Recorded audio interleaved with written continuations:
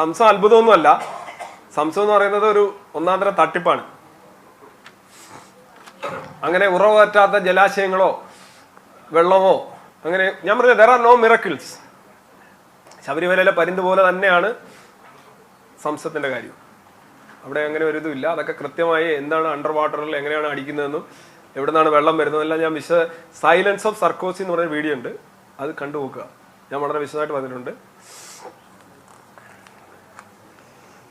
Moses ഇല്ല എങ്കിൽ ഇസ്രായേലുകാർക്ക് പ്രവാചകൻ ഇല്ലേ? 10 കൽപ്പനകൾ പിന്നെ എങ്ങനെ കയറി വന്നു? തോറ.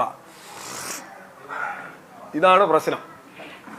മോസസ് ഇല്ലെങ്കിൽ എങ്ങനെയാണ് 10 കൽപ്പനകൾ വന്നത്? ഈ കഥകളിലെ ഒരു കഥാപാത്രം ഇല്ലെങ്കിൽ വേറൊരു കഥാപാത്രം വരില്ല, അല്ലെങ്കിൽ ഒരു കഥാപാത്രം ഇല്ലെങ്കിൽ ഒരു സംഭവം ഉണ്ടാവില്ല എന്ന് നമുക്ക് പറയാൻ കഴിയുമോ?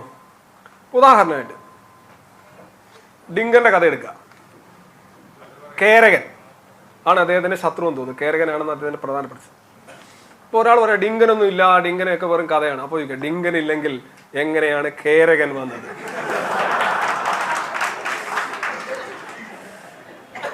ഈ മോസസ് എന്ന് പറയുന്ന ആളിനെ കുറിച്ച് ഒരാൾ എഴുതിയതാണ്.